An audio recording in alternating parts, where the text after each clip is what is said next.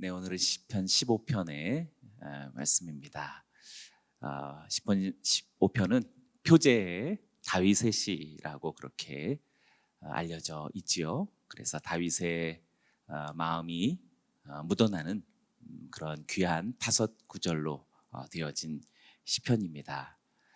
시편 속에서 보통 악기나 또 연주 방법 그런 것들을 소개하는 표제가 주로 있는데 그냥 다윗의 시라고만 언급되고 있습니다. 그런데 그 정황을 보니 오늘 본문 말씀 속에 특별히 1절 가운데에서 나타나는 주의 장막 또는 주님의 거룩한 산이라는 그런 표현들을 통해서 다윗의 특별히 하나님의 임재에 대한 그런 간절한 마음을 느낄 수 있는 그런 시편이라고 할 수 있습니다. 특별히 다윗과 관련되어진 주님의 장막, 또 주님의 거룩한 산이라는 것은 가장 기본적으로 여호와의 언약궤가 다윗의 장막, 곧 하나님의 시온산에 세워졌던 다윗의 장막으로 들어오게 되고 안치된 그 장면이 떠오르게 되지요. 사무엘하 6장 17절 말씀 속에 그 내용을 우리가 엿볼 수 있습니다. 여호와의 궤를 모셔다가 다윗이 세워둔 장막 가운데 미리 준비해 놓은 자리에 두고 다윗은 여호와 앞에 번제와 화목제를 드렸습니다. 여호와의 궤가 예루살렘 곧 시온산으로 그렇게 들어오게 될 때 다윗이 얼마나 기쁘고 즐거워했었는지 오늘 본문 말씀 속에서도 예배적 광경을 통해서 나타나는 것을 발견하게 됩니다. 그 마음과 정서가 오늘 시편 15편 속에 담겨져 있다라고 말할 수 있습니다. 후대의 사람들은, 이스라엘 백성들은 이 다윗의 시편을 가져다가 이제 예루살렘 성전에 들어가는 그런 사람들에 대한 자격 혹은 조건과 같은 어떤 내적인 성품에 대한 그런 의미를 돌아보는 배경으로서 보통 입당송으로 그렇게 사용하게 된 것으로 보여집니다. 이스라엘 백성들이 성전의 예배 직전에 노래 불렀던 예배시로서 과연 어떠한 사람이 하나님께 예배드리기 합당한 것인가? 하나님께로 나아가는 사람은 과연 어떠한 자격을 갖추는 사람인가라는 일련의 소망을 담은 예배송이라고 말할 수 있는 것이죠. 그래서 오늘 이 5구절의 말씀은 3가지로 구분이 될 수 있겠는데, 첫 번째는 이스라엘 백성들 가운데 하나님과 함께 거할 사람은 누구인가? 라고 하는 물음으로부터 시작하고 1절이죠. 그리고 그렇게 하나님의 영광과 임재 앞에 거할 수 있는 사람은 이러한 사람이다 라고 하는 대체로 10가지 어떤 열거되어진 그런 자격과 조건으로서의 예배자의 특징을 우리 2절부터 5절 상반절까지 열거되고 있습니다. 그리고 마지막 우리 5절의 하반절은 결국 이렇게 주님의 임재 가운데 거하는 자에 대한 약속으로 맞춰지고 있다라고 할 수 있겠습니다. 자, 구체적으로 우리 1절부터 한번 우리 묵상해 보죠. 여호와여, 주의 장막 안에 살 사람이 누구입니까? 주의 거룩한 산에 살 사람이 누구입니까? 시편의 화자인 우리 다윗이 먼저 하나님을 부르며 하나님께 묻고 있지요. 주의 장막 안에 살 사람이 누구입니까? 또는 주의 거룩한 산에 살 사람은 누구입니까? 라고 주의 장막, 주의 거룩한 산, 아주 중요한 표현 2가지가 나타나고 있죠. 괄호를 묶어보시기 바랍니다. 주의 장막, 주의 거룩한 산. 장막은 우선 우리가 벌써 출애굽기를 통해서 우리가 성막에 대해서 너무나도 잘 공부해왔죠. 그 의미가 무엇인지 우리가 오랫동안 출애굽기에 성막을 묵상했습니다. 물론 다윗의 장막과 이스라엘 모세의 성막은 다른 것이지만 하나님의 임재와 하나님의 현존에 관하여서는 동일한 의미를 갖는다라고 할 수 있겠습니다. 또 뒤에 있는 거룩한 산이라고 하는 것은, 성산이라고 하는 것은 예루살렘에 있는 시온산을 가리키죠. 바로 이 시온산에 다윗 성이 있었음을 우리는 잘 알고 있습니다.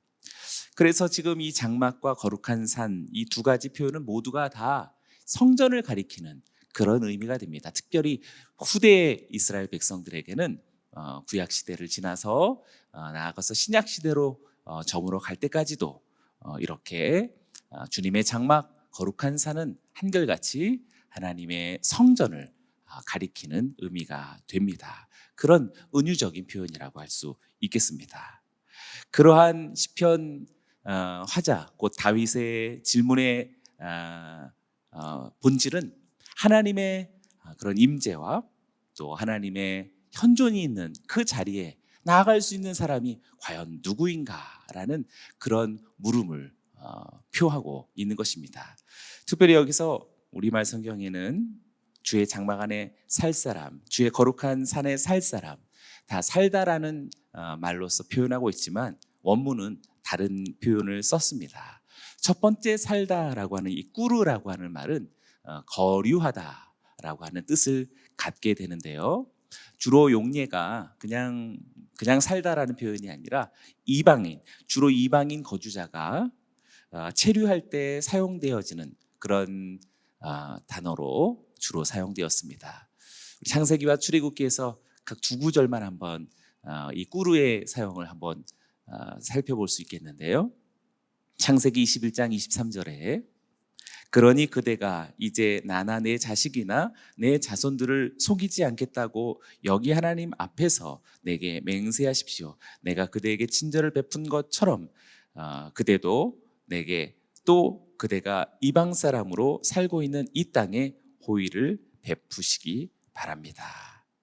네, 그대가 이방 사람으로 살고 있는 이 땅에 호의를 베푸시기 바랍니다 라고 하는 마치 이방인으로 그렇게 여겨진 아브라함이 살고 있는 그 땅에 호의를 베풀어 달라라고 이방인이 거주하고 있는 모습으로서 설명하고 있고요.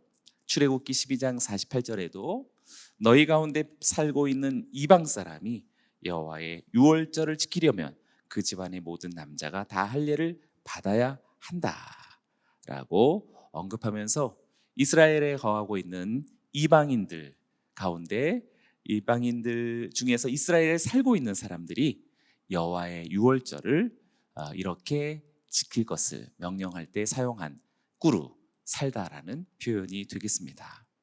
그러니 지금 우리가 아까 보았던 사무엘하 말씀 속에서 여호와의 장막 곧 다윗성으로 들어오는 하나님의 언약궤를 바라보면서 이 시편을 썼다고 했을 때 다윗은 왕이었는데 그런데 지금 여호와의 장막 안에 살 사람이 누구입니까? 자기를 포함해서 이 장막 안에 거할 사람은 누구입니까? 라고 노래하는 이 시인의 마음속에는 본인 자신이 나그네와 이방인과 같은 사람으로서 취급되고 있는 것이지요. 그러니 대단히 겸손하면서도 하나님의 그 지극한 영광과 현존 앞에서 자기 자신이 어떠한 존재인지를 분명하게 말해주고 있는 것입니다.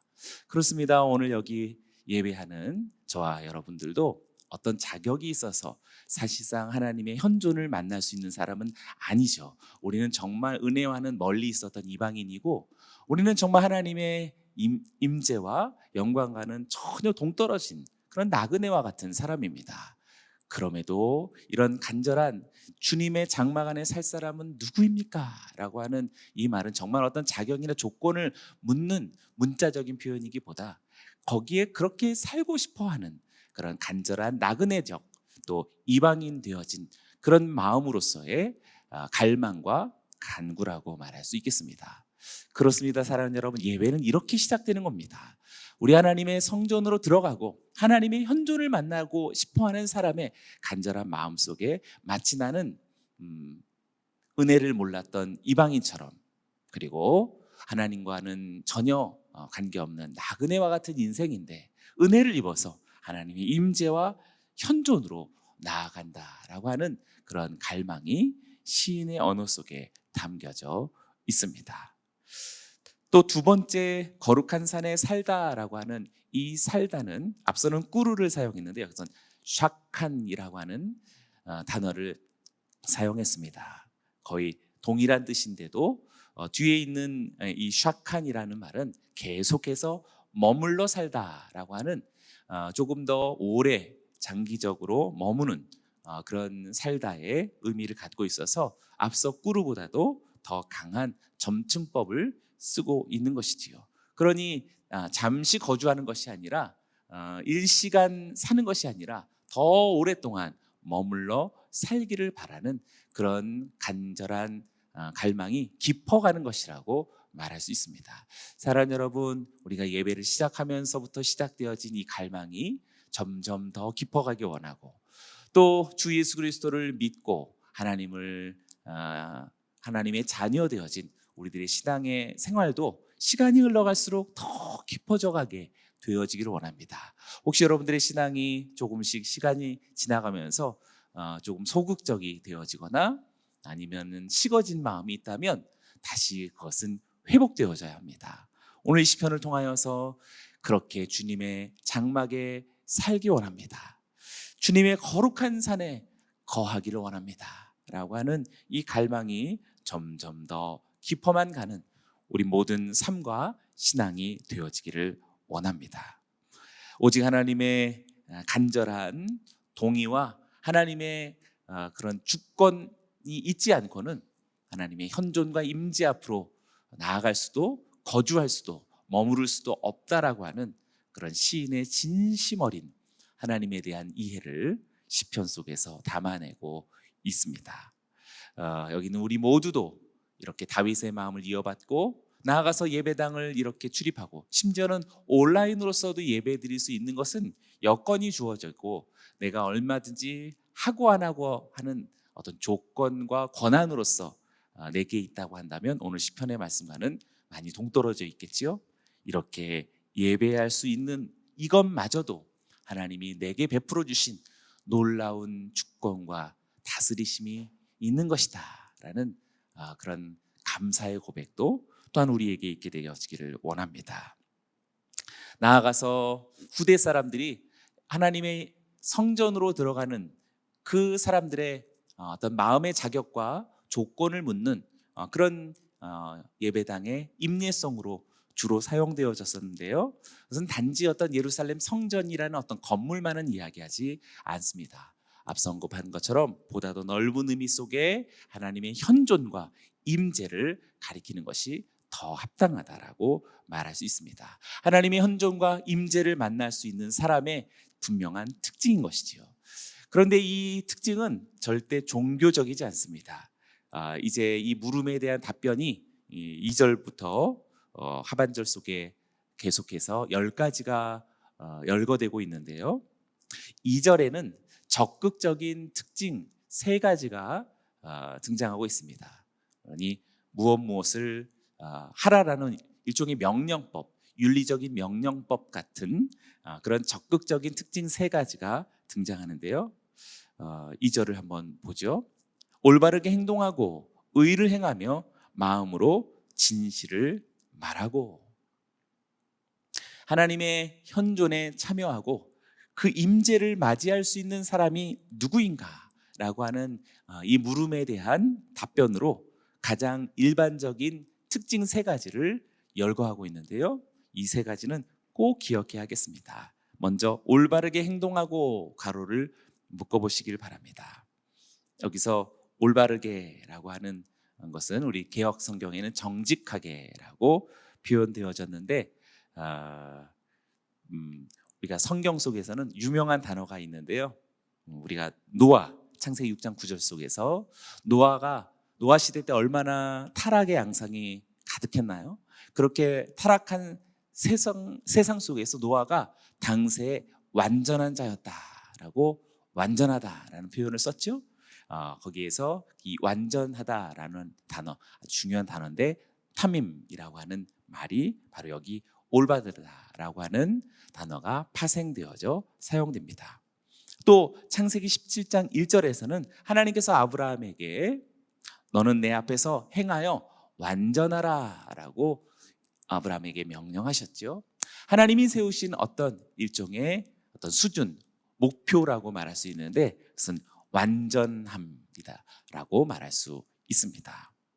하나님의 현존에 나아가는 자는 사실상 어느 정도 이렇게 준비하고 구비하는 그 정도 차원이 아니라 완전함 속에 있는 것이다라고 말할 수 있지요. 사실 불가능한 것이지요.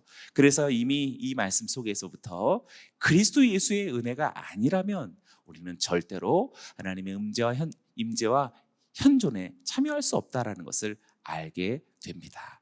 그러니 우리는 그리스도 예수를 힘입어 탐임, 곧 하나님의 은혜의 완전성을 깨닫게 되는 것이지요.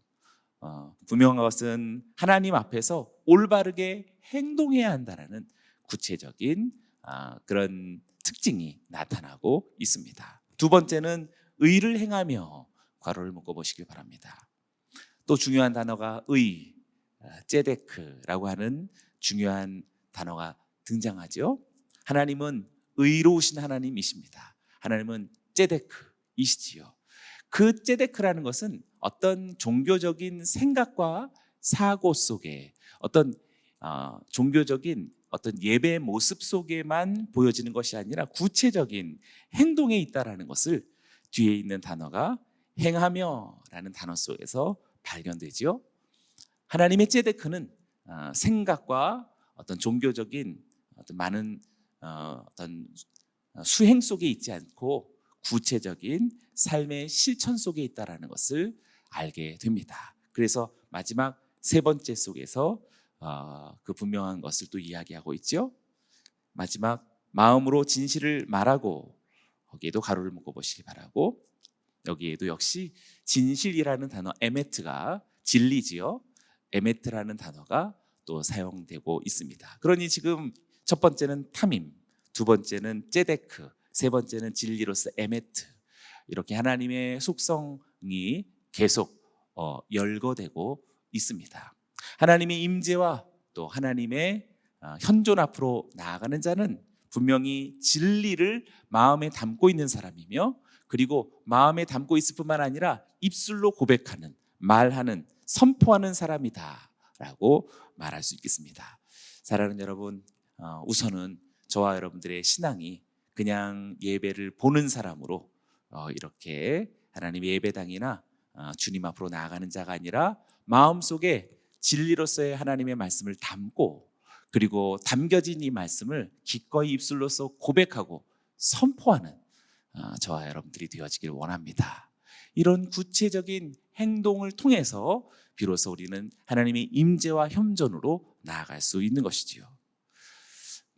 지금 이 두 번째가 적극적인 어떤 특징 세 가지를 말해주고 있는 반면, 3절은 이제 하지 말라라고 하는 어떤 소극적인 명령법이죠.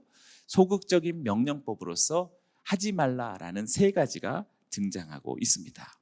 첫 번째는 3절을 제가 읽어보죠. 혀로 헐뜯는 말을 하지 않으며, 이웃에게 해를 입히지 않고, 동료에게 누명을 씌우지 않으며. 네, 각기 세 가지를 또 가로를 묶어 보시면 좋겠죠. 혀로 헐뜯는 말을 하지 않으며, 또 이웃에게 해를 입히지 않고, 또 동료에게 누명을 씌우지 않는다.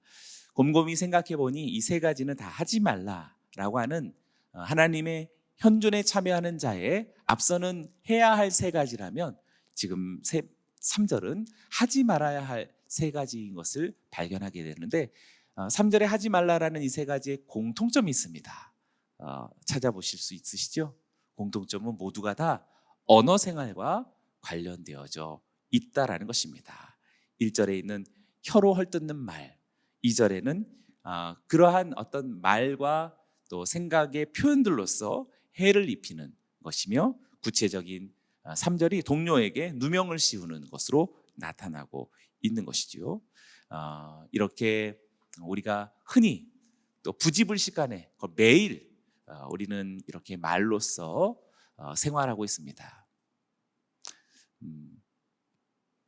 또 스마트폰에 문자 메시지도 다 언어 생활입니다. 그런 것들도 다 우리들의 생각과 또 우리들의 마음가짐들을 표현하고 있는 것이죠. 이런 언어에 대한 여러 가지 성서적인 요구는 십계명을 비롯해서 성경 모든 곳에서 등장하고 있는 것이라고 말할 수 있는데, 이렇게 우리들의 언어 속에서 하나님의 말씀과 계명들이 집중적으로 폭넓게 나타나고 있는 것은 바로 이러한 언어가 우리들의 삶의 기본적인 구성을 갖고 있기 때문이라고 말할 수 있습니다. 철학자는 언어는 존재의 집이다라고 하는 참 합당한 표현을 해 주었습니다. 그러니 사랑하는 여러분, 오늘 하루가 깨어나면서부터 우리는 생각하고 또 무엇인가를 행동하죠.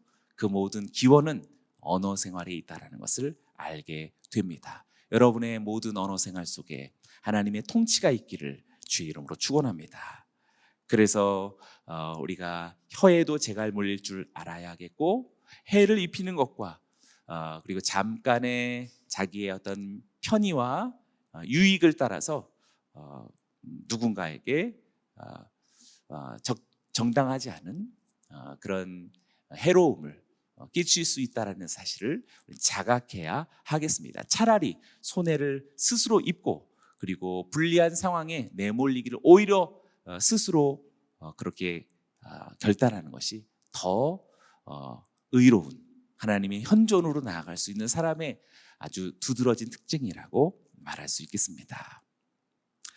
이제 4절 말씀 속에서는 5절의 상반절과 더불어서 앞에 2절과 3절이 해야 할 세 가지와 하지 말아야 할 세 가지를 말하고 있다면, 이제 4절에서는 두 가지로서 해야 할 것과 5절의 상반절에 하지 말아야 할 또 두 가지를 말해주고 있습니다. 먼저 4절에 타락한 사람을 경멸하고 여호와를 경외하는 사람을 존경하며 손해를 봐도 맹세를 지키며. 네, 4절에 있는 우리 첫 번째 타락한 사람을 경멸하고, 또 이걸 한 가지로 볼 수도 있겠지만 그러나 대조를 이루고 있기 때문에 타락한 사람을 경멸하고 여호와를 경외하는 사람을 존경하다, 이것을 하나로 보는 것이 맞겠습니다.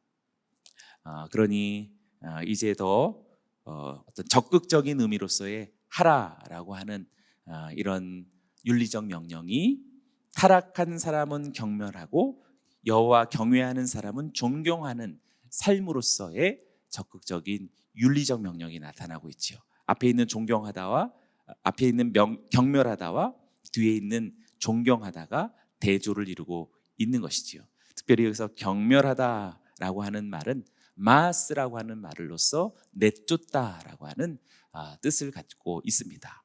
그러니 구약의 언어가 사실상 우리들의 삶 속에서 문자적으로 이렇게 직접 사용되어서는 안 되겠습니다. 그러니 보통 우리가 4절의 말씀을 보면 공동체적인 삶 속에서 흔히 발견되어질 수 있는 그런 정황들이지요. 타락한 사람을 경멸하다라고 하는 문자적인 의미로 그렇게 쓰면 안 되겠고, 사실상 우리가 예수 그리스도의 빛 아래서 타락한 사람이다라는 배후 속에 있는 어둠의 세력들과 그리고 그 타락한 사람을 조장하고 그들을 이렇게 제어하는 그런 어둠의 실체들을 가리킨다라고 말할 수 있습니다. 그래서 어둠의 세력을 내쫓고 대적하는 영적 전쟁의 삼가도 같은 것이다라고 말할 수 있겠습니다. 하나님의 임재와 현존 앞으로 나아가는 사람은 영의 분별이 뚜렷한 사람이겠고, 그래서 그 배후에 어둠의 영이 어떠하고 그리고 사람을 찾고 그리고 공동체를 분열하는 그 어두운 실체를 잘 알고 있는 사람인 것이지요. 거기에 그냥 어떤 대책 없이 또 무의미하게 휩쓸려 가는 사람이 아니라 분명히 내쫓는 사람이다라고 말할 수 있겠습니다. 그리스도 예수의 이름으로 성령의 동행하심을 따라 우리 안에 역사하고 있는 어둠의 세력을 싸워 이겨 승리하는 저와 여러분들이 되어지길 원합니다. 나아가서는 여호와를 경외하는 사람을 존경한다라고 말할 수 있겠습니다. 여기서 존경하다라고 하는 이 말은 카바드라고 하는 영광과 관련되어져 있는 말이겠지요. 그래서 그를 존중하고 또 높일 수 있는 그런 마음가짐이다라고 할 수 있겠습니다. 또 4절의 뒤에 있는 손해를 봐도 맹세를 지키다, 거기 괄호를 묶어보시길 바랍니다. 여기서 맹세라는 말은 개역 성경에 서원이라는 말로서 사용되었습니다. 그러니 어떻게 손해가 된다 하여도 서원을 지킨다라는 의미로서 받아들여질 수 있는 것이죠.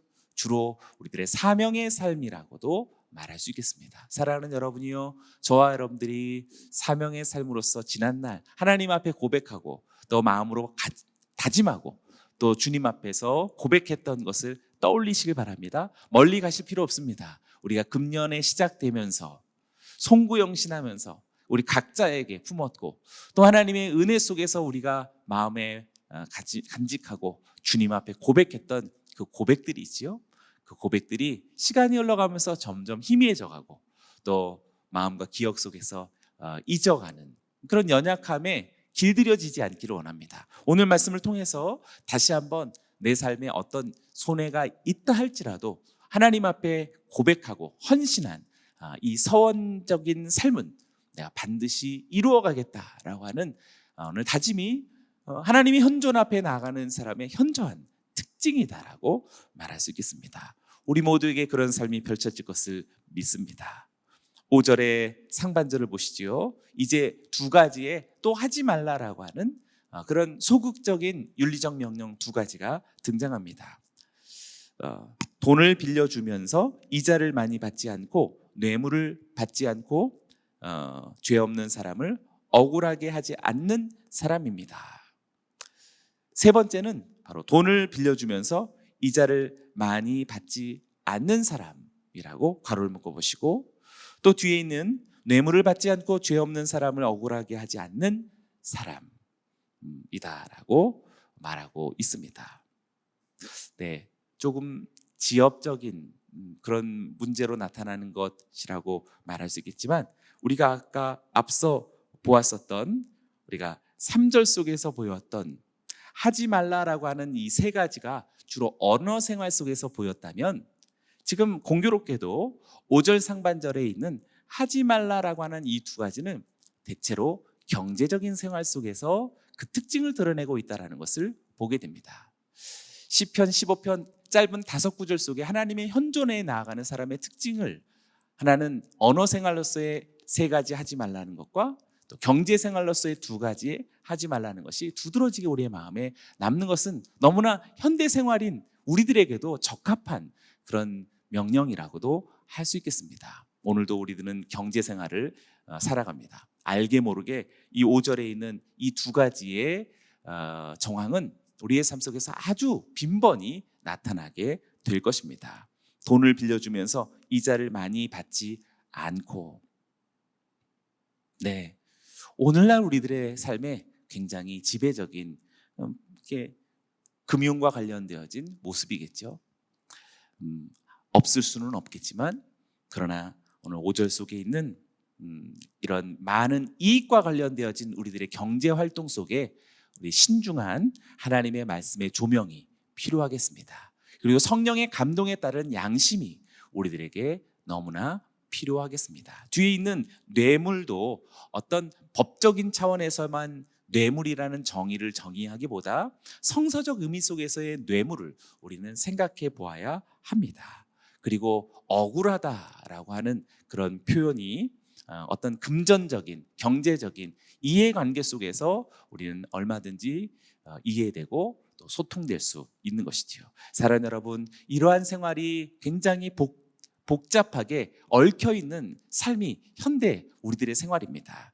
아주 간략하게 두 가지를 하지 말 것을 말하고 있는데 성령의 감동하심이라는 우리 성도님들의 삶이라면 충분히 이해할 수 있으리라 생각합니다. 여러분의 삶 속에 하나님의 말씀에 큰 능력이 나타나기를 주의 이름으로 축원합니다. 마지막 5절의 하반절 우리가 크게 괄호를 묶어보시기 바라죠. 이렇게 행동하는 사람은 절대로 흔들리지 않을 것입니다. 네, 약속입니다. 이제 앞에 열거되었던 이 10가지의 소극적인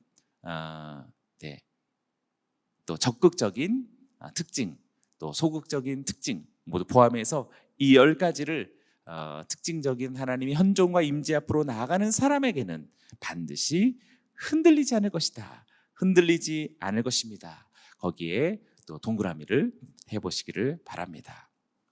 여기서 흔들리지 않다라고 하는 이 말은 아무런 문제가 없을 것이다라는 것을 말하지 않습니다.